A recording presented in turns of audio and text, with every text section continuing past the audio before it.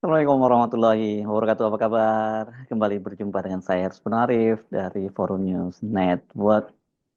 Yusuf Kala kembali terpilih sebagai Ketua Umum Palang Merah Indonesia untuk periode yang keempat.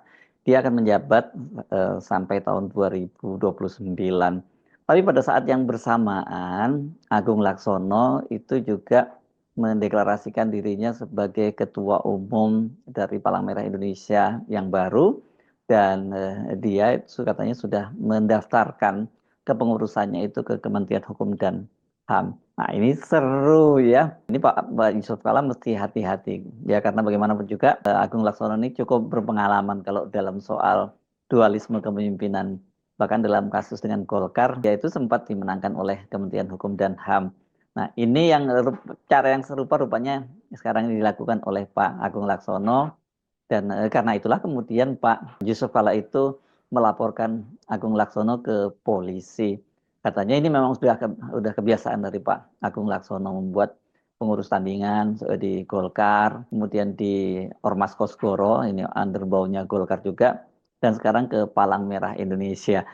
Makanya saya sebutkan tadi hati-hati, jam terbangnya kalau untuk soal pembentukan pengurus tandingan ini cukup tinggi. Bukan tidak mungkin ini kalau berdasarkan belajar dari pengalaman bisa direbut ini kepengurusan PMI dari Pak Yusuf Kala, walaupun sekarang saya kira eranya beda. Kan pada waktu itu era pemerintahan Jokowi ketika dia dualisme dengan Pak Abu Rizal Bakri, dan memang itu adalah salah satu cara dari pemerintahannya Jokowi pada waktu itu memecah belah partai-partai politik untuk dikendalikan oleh Pak Jokowi. Saya kira Pak Prabowo nggak berkepentingan soal itu, apalagi ini urusannya dengan PMI, ini masalah kemanusiaan. Justru yang terjadi malah berbahaya kalau sampai kemudian karena dualisme itu pengurusnya vakum, sementara tugas-tugas kemanusiaan yang diemban oleh Palang Merah Indonesia itu ya nggak harus terus berjalan. Inilah sejak awal ketika mulai muncul kabar bahwa Pak Agung Laksono itu berniat maju menjadi Ketua Palang Merah Indonesia, itu banyak pengurus yang khawatir gitu, apalagi kan dimulai dengan pola-polanya seperti partai politik. Beberapa waktu yang lalu kan kita juga pernah membahas soal ini ya, bagaimana ada undangan dari Komite Donor Darah Indonesia, ini Dewan Pimpinan Pusat, yang mereka membuat semacam kebulatan tekad gitu, aksi kebulatan tekad untuk mendukung Agung Laksono menjadi Ketua Umum Palang Merah Indonesia yang baru. Dan mereka waktu itu mengumpulkan para pengurus, bukan mengumpulkan ya, tepatnya mengundang para pengurus Palang Merah Indonesia itu tingkat provinsi dan kota kabupaten untuk datang ke Jakarta, diberi tiket pulang pergi, akomodasi, dan juga uang saku. Inilah yang kemudian oleh mantan Sekjen PMI Sudirman Said, yang dikenal juga sebagai orang dekatnya Pak Yusuf Kala, ini sebagai upaya politisasi dan juga memainkan money politik di Palang Merah Indonesia. Walaupun banyak mendapat kecaman, itu ternyata langkah dari Agung Laksono itu terus berjalan. Nah, dalam Munas yang kemarin berlangsung itu kan ada syarat dan ketentuan bahwa untuk menjadi seorang ketua umum atau mencalonkan diri sebagai ketua umum Palang Merah Indonesia itu minimal mendapat dukungan dari pengurus wilayah dan kota kabupaten ini 20%. Kemarin itu Agung Laksono mengklaim dia sudah mendapat dukungan 20%. Tapi menurut panitia Munas ke-22 itu, Agung Laksono tidak memenuhi syarat dukungan itu. Dan akhirnya mereka menyepakati untuk memutuskan secara aklamasi memilih kembali Yusuf Kala sebagai Ketua Umum PMI untuk periode yang keempat. Nah, ini unik sekali ini. Nah, setelah itu selesai, Munas itu selesai, rupanya di hotel yang sama, di lantai yang sama, yakni di Grand Sahid Hotel Jakarta itu, Agung Laksono dan para pendukungnya membuat Munas tandingan. Dan beberapa yang hadir di acara itu mengaku bahwa mereka ini selesai dari Munasnya yang mengusung Yusuf Kala, yang memenangkan Yusuf Kala sebagai pengurus. Ketika mau masuk kamar, mereka kemudian diminta turun kembali untuk mengikuti Munas yang digelar oleh Agung Laksono dan kawan-kawan. Dan dalam Munas itu kemudian walaupun tidak memenuhi quorum yang hadir, dan akhirnya diputuskan untuk Agung Laksono yang menjadi ketua umum terpilih untuk periode 2024-2029. Sekarang udah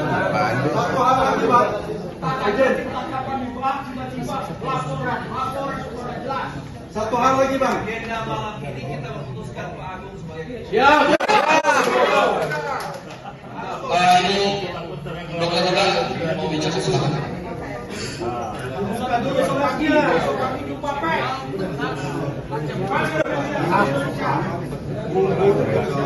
Nah, setelah terpilih dan dapat dalam Munas ke-12, Munas tandingan itu, kemudian Agung Laksono itu bergerak cepat mendaftarkan ke Kementerian Hukum dan HAM. Sementara Pak Yusuf Kala ini mengatakan bahwa dia diberi waktu 1 bulan untuk menyusun kepengurusan yang terdiri dari 21 orang Palang Merah Pusat ini. Hati-hati ini Pak Yusuf Kala ya, karena harus adu cepat dengan Pak Agung Laksono. Kendati Agung Laksono mengklaim bahwa dia sudah menyerahkan susunan kepengurusan PMI versi dia itu ke Kementerian Hukum dan HAM, tapi sejauh ini Menteri Hukum dan HAM Supratman Andi Aktas menyatakan dia belum menerima ya soal adanya pengesahan dari kepengurusan Agung Laksono, dan dia nanti katanya akan menunggu dan akan melakukan verifikasi persyaratan administrasi yang harus dipenuhi oleh kepengurusan Palang Merah Indonesia. Nah, menanggapi tindakan dari Yusuf Kala yang melaporkan ke polisi, Agung Laksono menyatakan dia santai saja. Dia menyatakan bahwa ini kan bukan urusannya pidana yang tidak harus dilaporkan ke polisi, ini urusan internal PMI. Nanti katanya ya silakan sepenuhnya diserahkan saja kepada pemerintah. Dalam hal ini Kementerian Hukum dan HAM yang berhak untuk mengesahkan kepengurusan siapa yang sesungguhnya sah. Nah, ini yang saya tadi sebut mesti hati-hati, karena Pak Agung Laksono dalam hal-hal semacam ini dia punya pengalaman dan terbukti pernah berhasil. Agung Laksono sendiri menyatakan bahwa dia nggak pedulilah mau dilaporkan ke polisi atau apa gitu ya. Karena kata dia itu tindakannya itu bahwa dia tidak ingin merusak organisasi, justru melainkan ingin memperbaiki organisasi. Karena memang ada suara-suara yang mempertanyakan ada kesan bahwa Yusuf Kala itu akan menguasai Palang Merah Indonesia karena memang ini sudah sampai 4 periode, dan kemudian juga disinggung kemungkinan ada bisnis di balik perebutan ini, karena salah satunya berkaitan dengan potensi bisnis yang cukup besar di plasma darah. Dan sekarang ini setiap tahun itu plasma darah di Indonesia itu 200.000 liter itu terbuang percuma saja, dan ini nilai ekonomisnya sangat tinggi. Dan berapa waktu yang lalu, akhir tahun yang lalu, itu tahun 2023 sudah lakukan groundbreaking untuk membangun pabrik plasma darah itu. Lokasinya di Jababeka Cikarang, di kawasan Bekasi. Di situ PMI itu juga punya saham. Ini ada patungan-perusahaan-patungan antara perusahaan Indonesia dengan Korea, karena menggunakan teknologi dari Korea yang saat ini sudah cukup maju dan harganya terjangkau.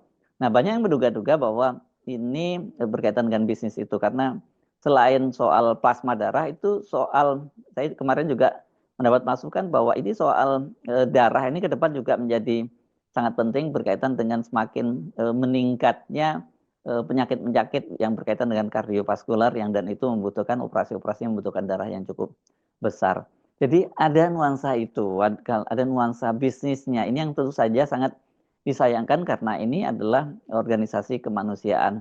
Apakah betul ada kepentingan itu, atau hanya ini persoalan bahwa mereka sudah merasa kesal karena Yusuf Kala kok nggak turun-turun dari jabatannya sampai 4 periode, atau ada soal lain? Karena berkaitan dengan apa Yusuf Kala yang terpilih terus itu, para pendukung Yusuf Kala menyatakan bahwa sejauh ini yang siap untuk menjadi ketua umum dari Palang Merah Indonesia dan bersedia mengeluarkan duit untuk kegiatan-kegiatan sosial dari Palang Merah Indonesia, ya itu baru Yusuf Kala. Yang lain-lainnya itu belum ada yang bersedia semacam itu. Jadi memang betul-betul organisasi kemanusiaan yang tidak ada kaitannya dengan masalah-masalah politik. Dan jangan salah paham bahwa Palang Merah Indonesia itu urusannya bukan hanya sekedar donor darah, tapi soal ketika terjadi bencana-bencana nasional dan sebagainya, bantuan kemanusiaan, maka di situ Palang Merah juga ikut turun tangan. Dan ini kalau kata Sudirman Said, Pak Yusuf Kala banyak mengeluarkan dari dana pribadinya. Nah, ini bagaimana peluangnya? Ini menarik karena kelihatannya Agung Laksono tahu dia nggak mau ribut-ribut, misalnya berkonfrontasi dengan Yusuf Kala, tapi yang penting pokoknya main saja di Kementerian Hukum dan HAM dan nanti kan legalitasnya itu yang diakui pengurus PMI yang diakui oleh Kementerian Hukum dan HAM. Nah, ini seperti tadi saya singgung dan juga dinyatakan oleh Pak Yusuf Kala kan Pak Agung Laksono itu juga pernah terlibat dualisme kepengurusan Partai Golkar. Pada waktu itu dia melawan Abu Rizal Bakri yang menjadi Ketua Umum Partai Golkar. Perseteruan itu bermula pada Musyawarah Nasional ke-11 pada tanggal 29 November sampai 3 Desember 2014 di Bali. Dan pada waktu itu sama persis seperti sekarang ini, Agung Laksono itu juga ingin maju menjadi Ketua Umum Partai Golkar, tapi ketika dia tidak terpilih, yang terpilih adalah Abu Rizal Bakri, dia menentang keterpilihan Ical itu sebagai Ketua Umum. Dan Agung Laksono pada waktu itu membentuk Tim Penyelamat Partai Golkar, TPPG, dan kemudian dia mengadakan munas tandingan di Ancol, yakni pada tanggal 6 sampai 8 Desember 2014. Makanya pada waktu itu disebut Golkar versi Munas Ancol. Dan di Munas itulah Agung Laksono kemudian ditetapkan sebagai Ketua Umum. Yasona Lawli, Menteri Hukum dan HAM, politisi PDIP, itu pada waktu itu menolak mengesahkan kedua kubu. Dan dia minta agar keributan itu diselesaikan lewat mekanisme internal. Tapi pada tanggal 3 Maret 2015, Mahkamah Partai Golkar memenangkan kubu Agung dan disetujui kemudian oleh Menteri Hukum dan HAM. Nah, karena merasa dibegal kepengurusannya, kemudian Abu Rizal Bakri itu mengambil jalur hukum, dia melayangkan gugatan ke Pengadilan Negeri Jakarta Barat dan kemudian berlanjut ke Pengadilan Tata Usaha Negara dan berproses ke Mahkamah Agung. Tapi pada waktu itu Kementerian Hukum dan HAM tetap menerbitkan surat keputusan untuk Agung Laksono itu pada tanggal 20 Maret 2015. Keputusan itulah yang digugat di pengadilan. Kemelut itu terus berjalan dan akhirnya dua kubu itu melakukan islah. Ini karena pada waktu itu sebagai persiapan menghadapi 1 November 2015. Kalau tidak ada satu kepengurusan yang sah pun mungkin nggak bisa ini kader-kader Golkar yang maju ke pilkada karena tidak ada yang menandatanganinya ya. Karena itulah kemudian Menteri Hukum dan HAM itu menerbitkan kepengurusan Golkar versi rekonsiliasi antara kubu Ical dan Agung. Dan setelah itu Golkar melakukan munas di Bali lagi, ya, ini pada tahun 2016. Dan yang terpilih menjadi ketua umum itu adalah Setia Novanto. Jadi dari sini kita lihat cukup canggih ini dan cukup gigih Agung Laksono. Jadi Yusuf Kala saya kira dia udah tahu apa risiko yang dihadapi. Karena soal dualisme itu kan dia juga pernah, dia ini maksud saya adalah Agung Laksono, dia berseteru dengan Aji Samsudin. Ini juga politisi Partai Golkar. Mereka ini berebut Ketua Umum Kosgoro 1957. Aziz Samsudin mengklaim terpilih sebagai Ketua Umum Kosgoro lewat musyawarah besar luar biasa di Bali 16 Januari 2016. Kemudian setelah itu pecah karena kubu Agung mengatakan bahwa Mubeslup itu tidak sah karena alasannya Aziz itu bukan pengurus Kosgoro 1957 dan kepengurusan Agung Laksono itu masih berjalan sampai 2018.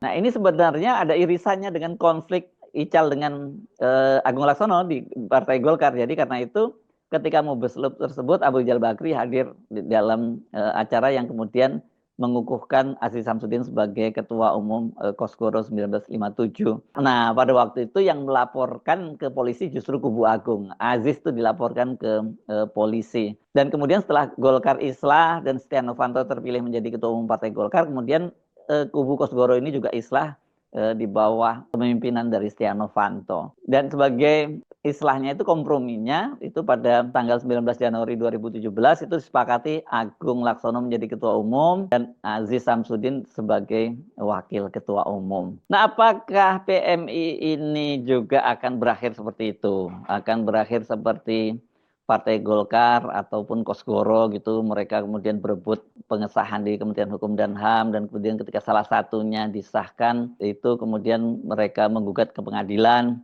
dan juga nantinya bakal terjadi islah gitu. Saya kira ini yang sangat berbahaya ya karena seperti saya sebutkan tadi bahwa ini organisasi kemanusiaan bukan organisasi politik. Kalau dibawa-bawa ke ranah politik semacam itu bisa berantakan. Di sini kan juga di PM ini banyak juga relawan-relawan gitu ya, sebenarnya mereka yang tidak dibayar atas dasar kemanusiaan dan mereka pasti tidak suka ketika terjadi hal semacam ini kok organisasinya ditarik-tarik ke wilayah politik.